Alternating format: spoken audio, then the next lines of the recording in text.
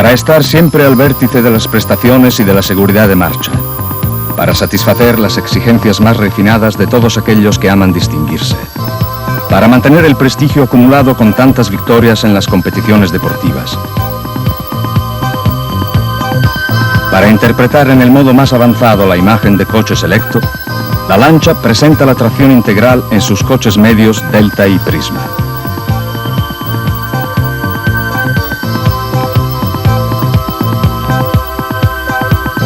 Para el Delta 4x4, tracción integral permanente acoplada con el nuevo motor 2000 centímetros cúbicos y AW Turbo de 165 caballos vapor, con árboles de levas contrarrotantes equilibradores. Coche deportivo prestacional, pero juvenil.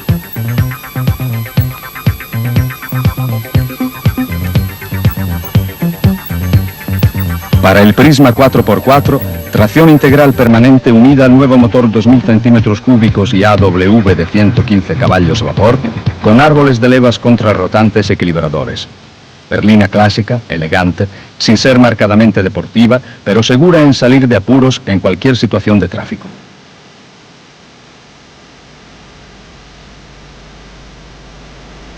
Veamos ahora qué tipo de tracción integral se ha utilizado para el Delta y el Prisma. En síntesis, el sistema de transmisión está formado por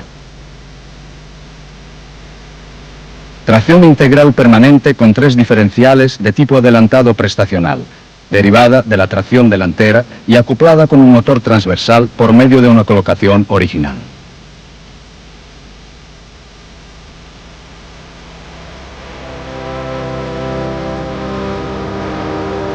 La repartición del par motor entre el eje delantero y el eje trasero se logra a través de un diferencial central de tipo epicicloidal, que aquí vemos en su conjunto. Este diferencial, insertado en el cambio, distribuye el par de manera asimétrica en las relaciones óptimas de 56% sobre el eje delantero y 44% sobre el eje trasero, para así mantener algunas características típicas de la tracción delantera.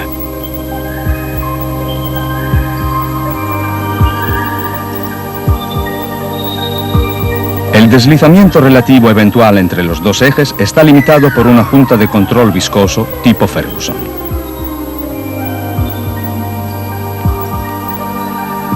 El diferencial delantero es del tipo clásico, colocado en el centro del coche. La transmisión del movimiento al eje trasero sucede por medio de un par cónico rectificado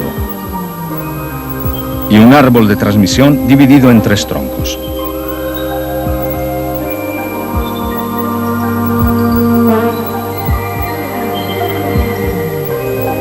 Unidos por 2 juntas cardán y una junta homocinética.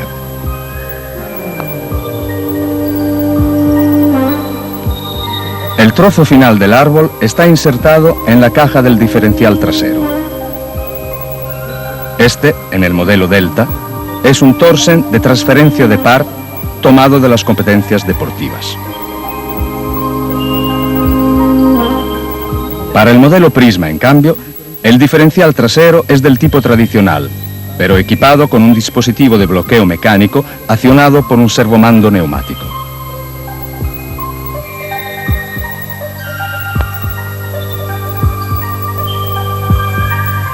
La suspensión trasera, para ambos modelos, es de ruedas independientes tipo McPherson, integrada con barras transversales y brazos longitudinales derivados del Delta HF, pero con un travesaño reforzado que soporta el grupo diferencial por medio de soportes elásticos insonorizantes. En un coche tradicional, la transmisión del movimiento desde el motor hasta las ruedas motrices sucede a través de la cadena cinemática formada por embrague, caja de cambios, árbol de transmisión, par de reducción final, diferencial y semiejes.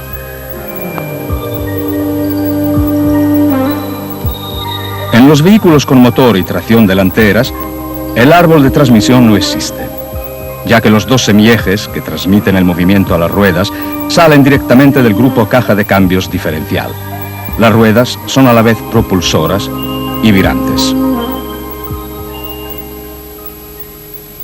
Mientras en un coche de tracción delantera las ruedas traseras giran locas sobre sus ejes y por lo tanto en una curva la rueda interna puede girar a velocidad menor que la externa sin que sucedan deslizamientos sobre el piso de la carretera, las cosas son diferentes para las ruedas delanteras, propulsoras y virantes, porque están ensambladas a los semiejes. Si estos últimos formaran un árbol rígido único, las dos ruedas estarían obligadas a efectuar el mismo número de giros, pero la rueda interna, debiendo recorrer un arco de curva menor que el que recorre la rueda externa, debería efectuar algunos giros en vacío, deslizando sobre la carretera. Ya que el deslizamiento gasta rápidamente los neumáticos y asimismo pone en peligro la estabilidad direccional del vehículo debido a la diferencia de adherencia de los neumáticos, es necesario hacer que las dos ruedas sean independientes en su movimiento, logrando que cada una de ellas pueda adecuar su velocidad en proporción al arco de curva. Esta condición se realiza acoplando las dos ruedas propulsoras a través de los semiejes, con un dispositivo llamado diferencial. Y es precisamente sobre este conjunto que queremos detener nuestra atención. Los dos semiejes son solidarios a dos engranajes cónicos llamados planetarios, que engranan en toma continua con dos otros engranajes cónicos, los satélites, montados locos sobre un perno solidario a la caja del diferencial. Esta, a su vez, está sujetada a la corona dentada que recibe el movimiento del piñón. El conjunto piñón-corona es llamado par cónico de reducción en los coches con caja de cambios longitudinal, mientras que en los modelos con caja de cambios transversal toma la denominación de par cilíndrico final de reducción. En este último caso, el piñón cilíndrico está montado en el eje secundario del cambio de velocidades. Veamos ahora brevemente el funcionamiento de un diferencial. El movimiento es transmitido por el piñón a la corona y desde esta a la caja del diferencial, que arrastra en rotación el eje portasatélites. Estos tienen la función de puente de conexión mecánica entre los dos planetarios. Para comprender el funcionamiento del diferencial, es necesario recordar que el efecto diferencial se desarrolla solo cuando se manifiestan resistencias diversas al avance sobre las dos ruedas propulsoras. Esta diversidad de resistencia es, digamos así, el mando para la intervención del diferencial con su efecto. Nos explicaremos con un ejemplo. Cuando un vehículo recorre una recta con piso uniforme y homogéneo, las resistencias que encuentran las ruedas propulsoras son las mismas, e iguales son las fuerzas que reciben los planetarios. Por consiguiente, los satélites, que unen a estos últimos, están sometidos contemporáneamente a dos fuerzas tangenciales de igual entidad, pero de efecto contrario.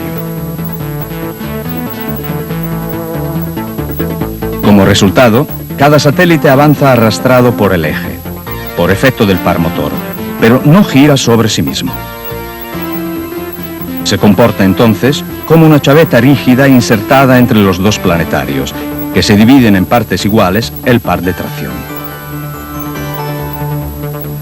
La acción diferencial no se verifica y las dos ruedas proceden a la misma velocidad, que es la misma de la caja del diferencial.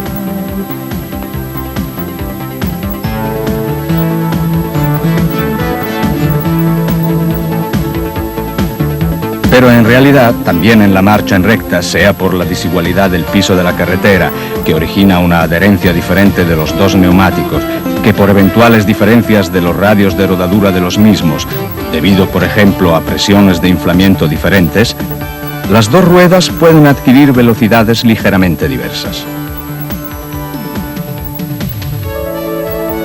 Cuando el vehículo recorre una curva, la rueda externa, respecto a la curva misma, avanza con una trayectoria más larga que la de la rueda interna, que recorre, en cambio, un arco más breve.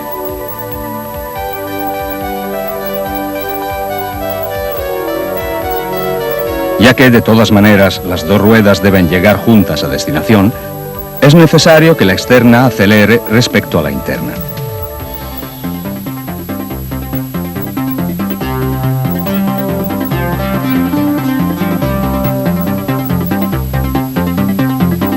Este quehacer está desempeñado por el diferencial, que ahora empieza a ejercitar su acción diferencial.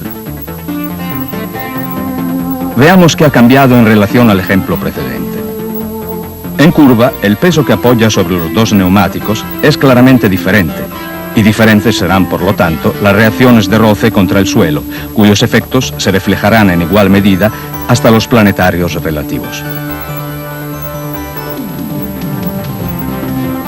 Por consiguiente, cada satélite estará siempre sujeto a las dos sólidas fuerzas tangenciales contrarias, pero que esta vez serán de diversa entidad y que le harán adquirir un movimiento de rotación alrededor del propio eje, que antes no tenía, y que se va a agregar al de revolución alrededor al planetario, que tenía antes y que sigue manteniendo.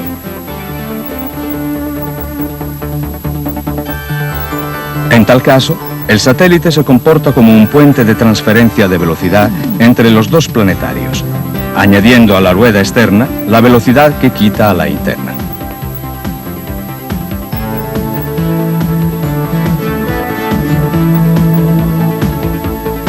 Condición indispensable, por tanto, para una marcha correcta del vehículo en curva, es que exista una interdependencia entre las ruedas propulsoras. Este último requisito, sin embargo, representa también una grave limitación para el correcto funcionamiento del diferencial en cualquier condición de marcha. Tal limitación consiste en el hecho que el diferencial envía a ambas ruedas un par motor, PM, igual, parejo al valor mínimo entre los dos pares resistentes, PR, aprovechables por las mismas ruedas.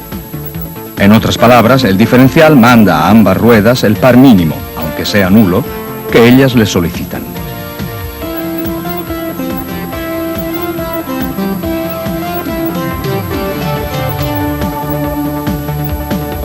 Esta circunstancia se verifica de manera muy evidente aun cuando una sola rueda esté en crisis de tracción por escasa adherencia, causada por terreno fangoso o resbaladizo, por nieve o hielo. Suponiendo un coeficiente de roce virtualmente nulo, la rueda en crisis no está en condiciones de aprovechar algún par para el avance. Empieza a deslizar y aumenta su velocidad hasta un valor doble respecto al de la caja del diferencial. Esto sucede porque el diferencial le manda, paradójicamente, toda la potencia, mientras la otra rueda, aunque susceptible de tracción, no recibe potencia y queda parada. El vehículo está irreparablemente inmovilizado. En la actualidad, sobre todo en coches con prestaciones gran turismo y deportivas, pero solo con dos ruedas propulsoras, para obviar en parte a tales inconvenientes se emplean diferenciales llamados autoblocantes o de patinamiento controlado, que están compuestos como los diferenciales normales, con además algunos dispositivos, resortes, embragues, que tienen la función de establecer un par de fricción entre la caja diferencial interna y los semiejes acoplados a los engranajes planetarios, de modo tal que sea posible transmitir un determinado par desde la caja diferencial interna a las ruedas, aun cuando una de estas se encuentre falta de adherencia. Así que un cierto número de giros pueda ser transmitido a la rueda con buena adherencia, independientemente a la escasa o nula adherencia de la otra rueda. Paralelamente, sin embargo, en estos últimos años, se ha desarrollado mucho el mercado de las cuatro ruedas motrices, sea por el deseo de las varias casas de descollar en los rally deportivos, sea por la solicitud de parte de los clientes más exigentes de mayor funcionalidad, fiabilidad, seguridad y posibilidad de guía. Por tales razones, Lancia ha decidido dotar sus dos coches de clase media, Delta y Prisma, de la tracción integral permanente. Las ventajas de la repartición del par motor sobre las cuatro ruedas, en lugar que sobre dos, se pueden sintetizar así.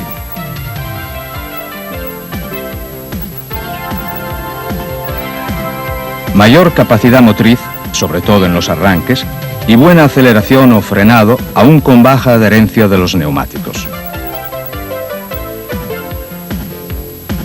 Mejor desempeño en todas las condiciones del firme de la carretera. Mayor estabilidad direccional en caso de pérdida de adherencia de una rueda. Comportamiento tendencialmente neutro del coche en cualquier condición de marcha. Definitivamente, 4x4 igual seguridad.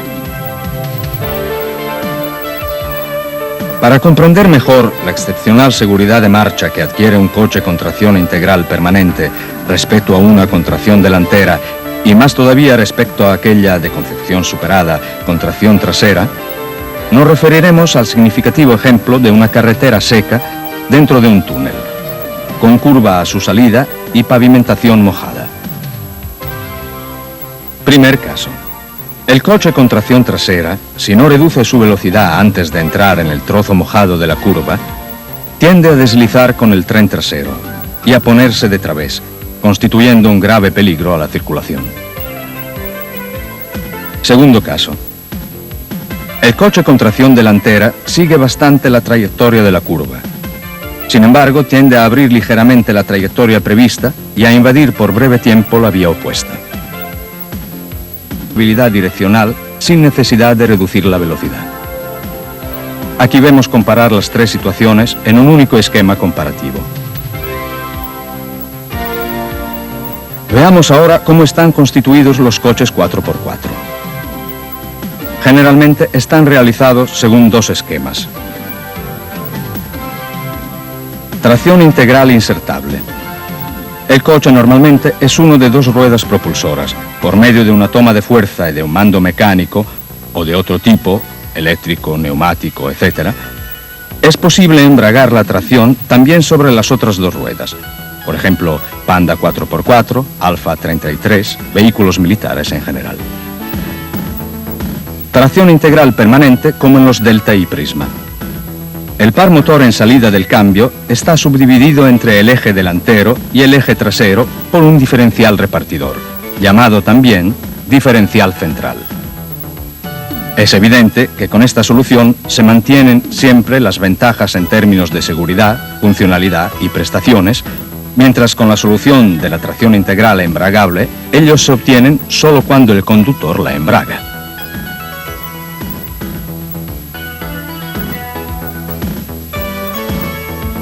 Esta maniobra es aconsejable solo en terrenos con baja adherencia. El esquema escogido por Lancia para el Delta y el Prisma no podía ser otro que el de la tracción integral permanente con subdivisión del par motor sobre las cuatro ruedas. Sin embargo, para respetar la vocación esencialmente deportiva del Delta respecto al Prisma y en coherencia con los papeles de los dos coches, mientras en el eje delantero ambas están equipadas con la junta de control viscoso Ferguson, en el eje trasero el Delta 4x4 monta el diferencial Thorsen.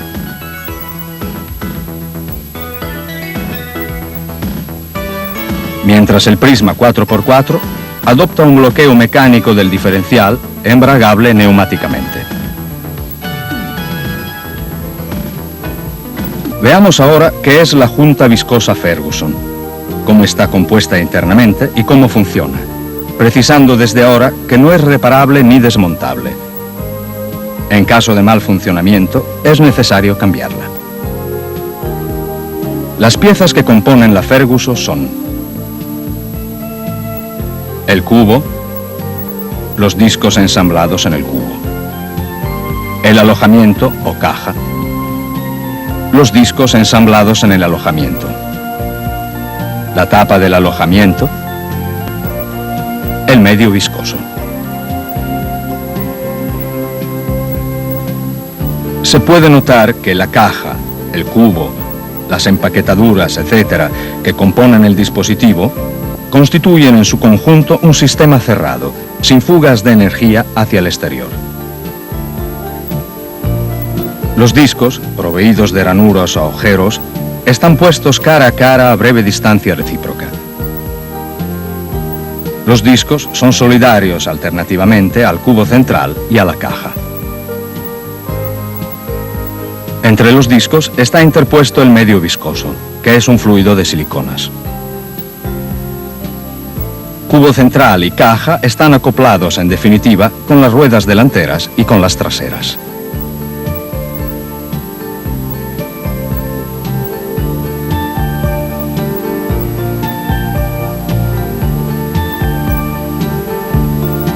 La Ferguson es una junta de control viscoso, que aplicada a un diferencial, limita el deslizamiento relativo de los dos semiejes que salen de él, acoplados con los ejes delantero y trasero, entre los cuales ocurre, si necesario, un adecuado intercambio en la repartición del par motor.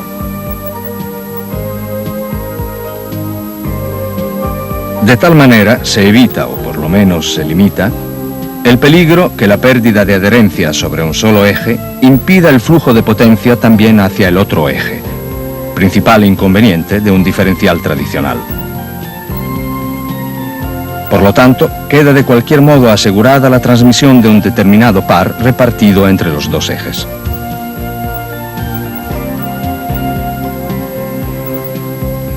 La elección de la Ferguson ofrece, respecto a los sistemas tradicionales que actúan el bloqueo del diferencial central en modo mecánico o electroneumático, las siguientes ventajas. Automatismo de funcionamiento. La Ferguson funciona en permanencia, mientras el bloqueo mecánico o electroneumático funciona solo cuando está embragado. Reduce las vibraciones, la intensidad del ruido y los esfuerzos anómalos en toda la transmisión, ya que ejecuta su acción de manera gradual y silenciosa en lugar que rígida, como la que se obtiene con el sistema de bloqueo fijo. Elimina la inestabilidad durante el frenado y la incompatibilidad con el sistema ABS. Veamos ahora el funcionamiento de la Ferguson. Si los dos elementos, cubo y caja, adquieren la misma velocidad, el fluido intermediario de siliconas es arrastrado pasivamente y, no circulando entre los discos, queda inactivo.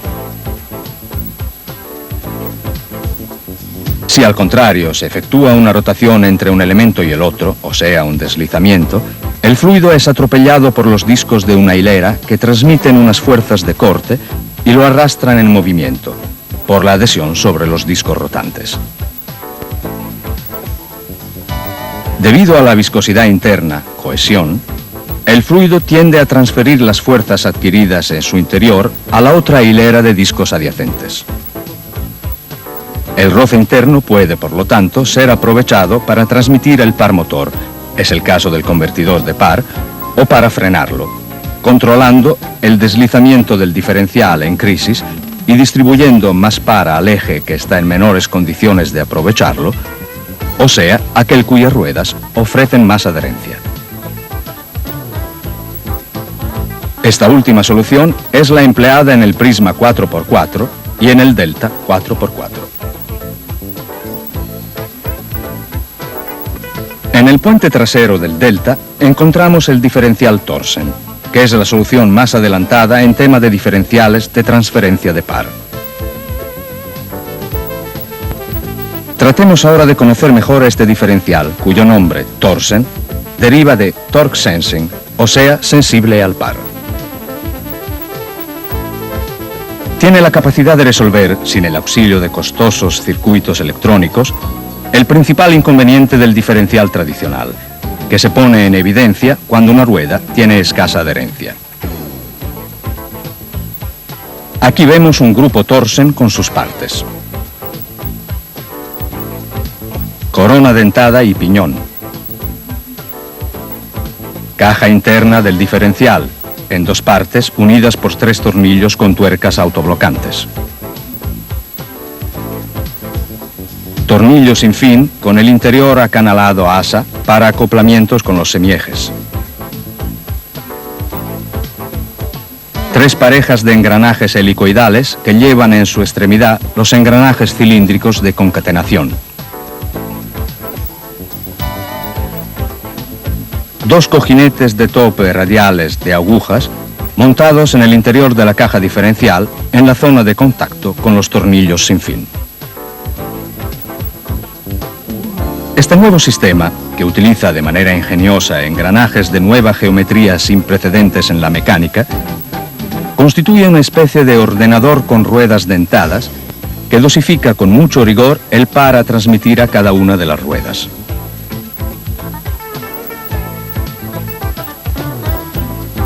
Por lo tanto, al límite del deslizamiento, menos adherencia tendrá la rueda y menos par motor recibirá.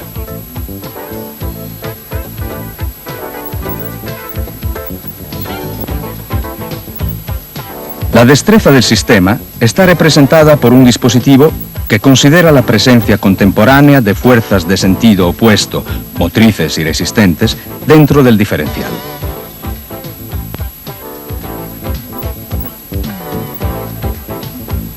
Hagamos un ejemplo. En aceleración, el movimiento corre desde el motor a las ruedas que lo reciben.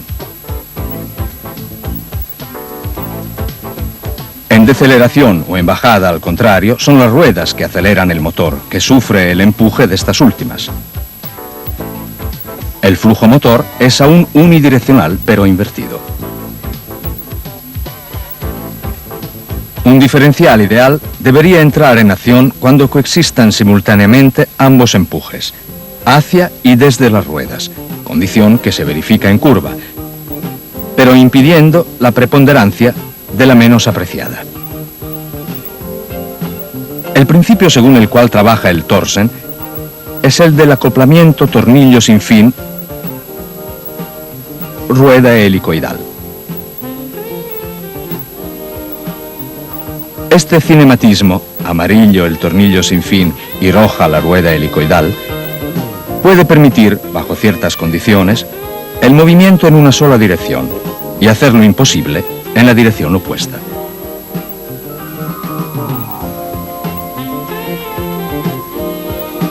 Este resultado deriva de la justa selección del ángulo de fricción del material y del de inclinación del filete del tornillo. Definidos convenientemente estos dos ángulos, el tornillo sin fin puede hacer girar la rueda de dientes helicoidales, que aquí vemos de color rojo, mientras es imposible lo contrario. En tal eventualidad, la resistencia que se forma entre los bordes de los dientes es superior a la fuerza motriz que tiende a empujarlos.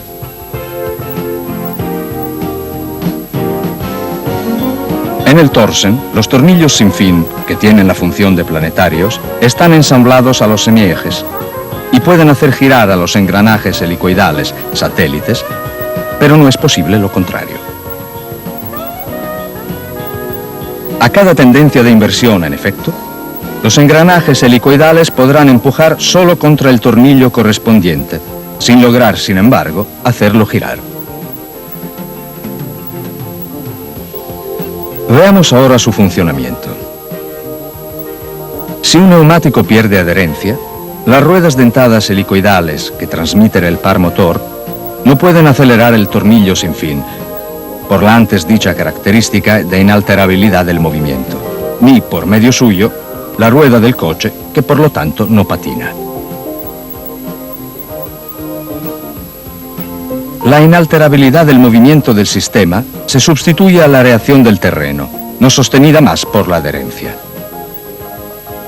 La acción diferencial queda, sin embargo, cuando los semiejes giran a velocidades diferentes, como por ejemplo sucede en curva. Allí, los tornillos sin fin, o sea, los planetarios, girando a velocidades diferentes, accionan las ruedas dentadas helicoidales, o sea, los satélites, con los cuales son solidarios los engranajes cilíndricos de concatenación, timing gears.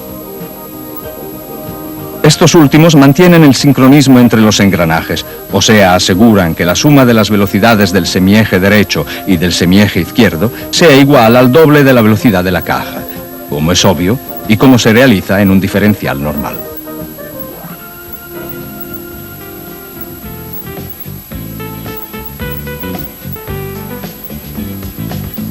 En el Thorsen adoptado por el Delta, el valor del par motor repartido sobre cada semieje puede variar desde un mínimo de alrededor del 15% a un máximo, en caso de buena adherencia, del 85% del par total,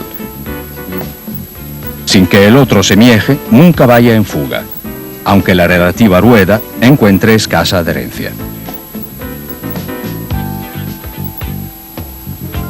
Ejemplo clásico de este funcionamiento del torsen se verifica en la situación de curva sobre terreno mojado, en la cual la rueda interna, en nuestro caso la izquierda, aunque esté levantada de tierra, gira a la misma velocidad que la rueda derecha, que tiene buena adherencia, al contrario de cuanto sucedería con un diferencial normal.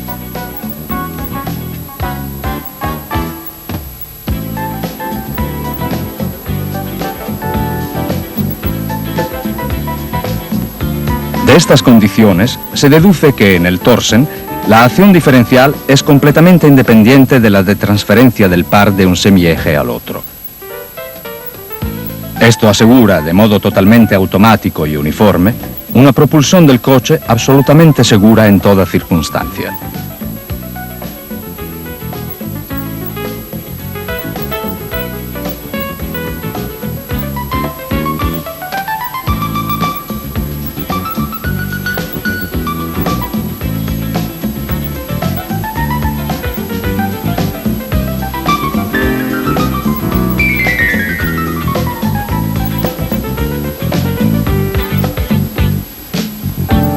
Analicemos más a fondo el funcionamiento del torsen.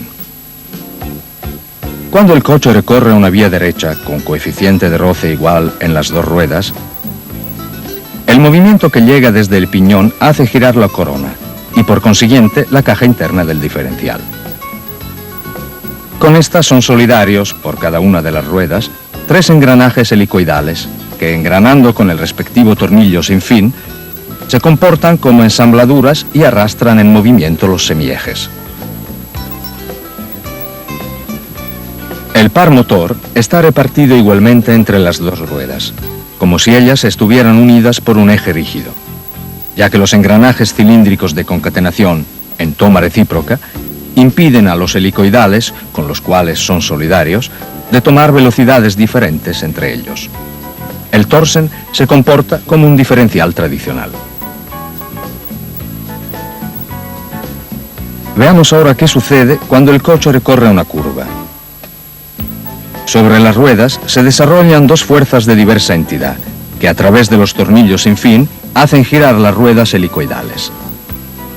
Los engranajes de concatenación transfieren las vueltas perdidas por la rueda interna respecto a la rueda externa. El torsen, una vez más, se comporta como un diferencial clásico. En cambio, cuando una de las ruedas se encuentra sobre un trecho resbaladizo, no puede ir en fuga, aunque la otra esté en buenas condiciones de adherencia, porque interviene el bloqueo sobre la inversión del movimiento dispuesto por el acoplamiento de las ruedas helicoidales hacia el tornillo sin fin. Los 3 engranajes helicoidales no pueden hacer girar el tornillo sin fin del semieje, por el principio antes dicho.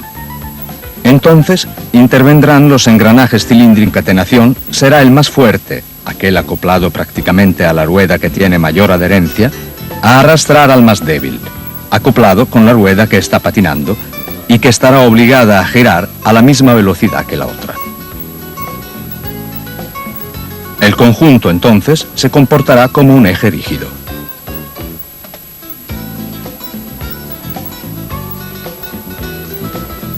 En definitiva, el gran mérito del torsen consiste en realizar una transmisión de eje rígido en toda circunstancia, excepto que en curva y en aquellas situaciones de marcha en las cuales sea necesaria una diferencia de velocidad entre las dos ruedas, hundimientos del terreno, cunetas en los bordes, etc. También en estos casos, sin embargo, queda invariada la capacidad de trasladar par a la rueda que está en condiciones de transmitirlo, o de transmitirlo mejor, permitiendo asimismo una acción diferencial.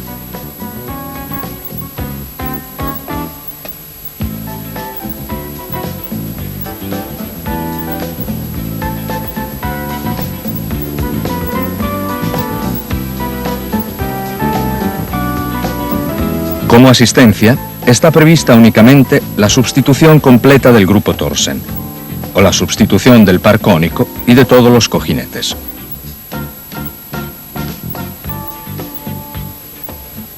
La equilibración no debe efectuarse con las ruedas montadas sobre el coche, como en este caso, sino exclusivamente con ruedas en el banco, para evitar daños sea al Thorsen que a la Ferguson.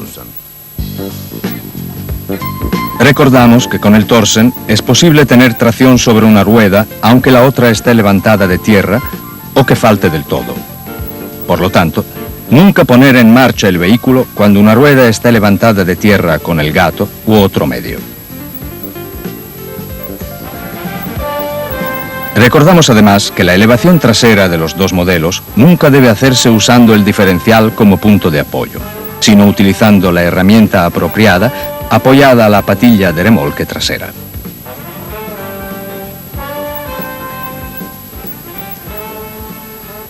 Las ventajas del Thorsen. El grupo de ventajas que sobresalen puede entonces ser resumido. Respecto al diferencial tradicional, evita las vueltas en vacío, patinazo, de una rueda cuando pierde adherencia.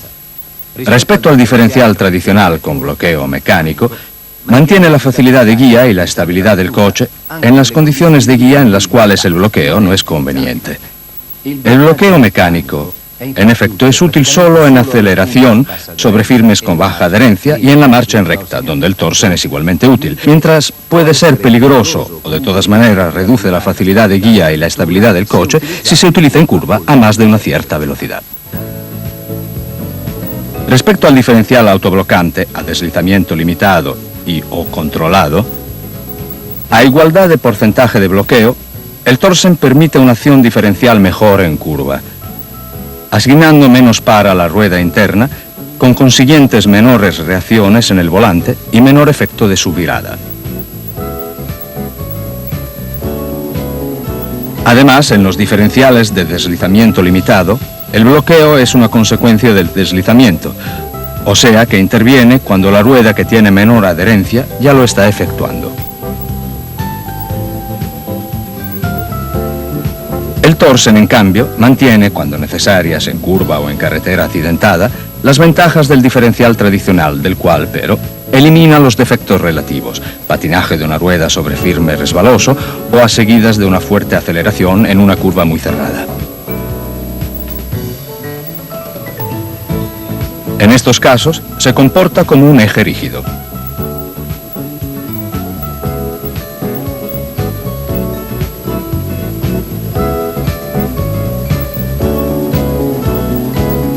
Las prestaciones de los diferenciales Thorsen utilizados actualmente en los coches ofrecen relaciones de par entre un semieje y el otro comprendidas, según los tipos, entre 4:1 y 7:1.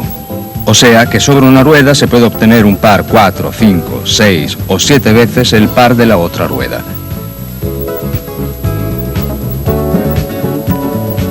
Expresados en porcentaje, las relaciones de par 4:1, 7:1 significan porcentaje de bloqueo de 60-80%.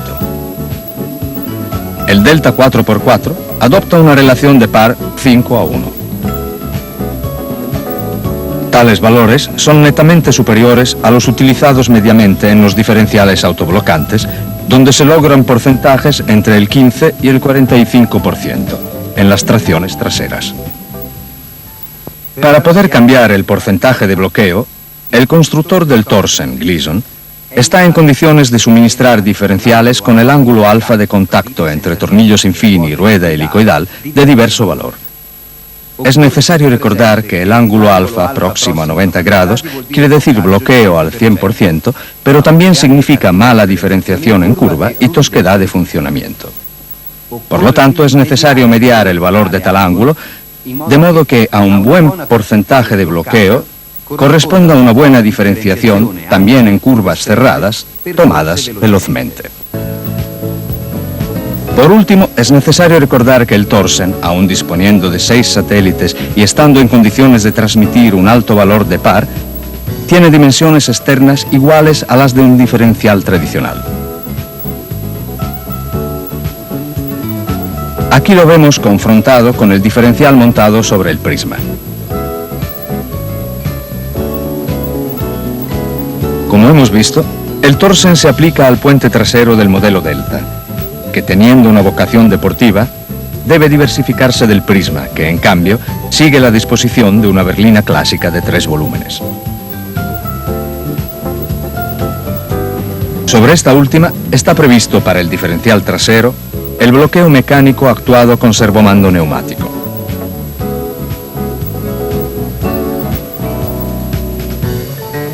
Como se puede ver, este bloqueo hace solidario el semieje de la derecha con la caja del diferencial y por lo tanto las ruedas traseras con bloqueo embragado deben tomar necesariamente la misma velocidad, también en curva.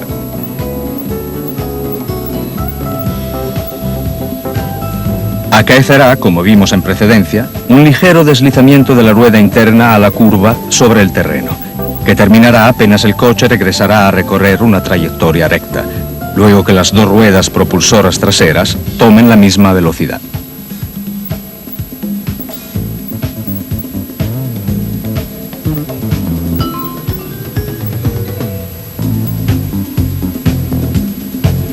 Se deduce que la intervención de bloqueo debe decidirse con juicio y efectuada solo para salir de situaciones críticas.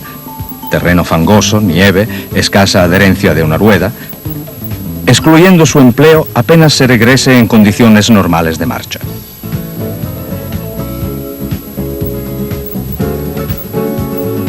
El pulsador con testigo en el tablero manda la inserción-exclusión del bloqueo del diferencial trasero. Otras noticias y datos técnicos relativos a la revisión de los grupos que hemos ilustrado están publicadas en el manual de reparaciones de los dos modelos.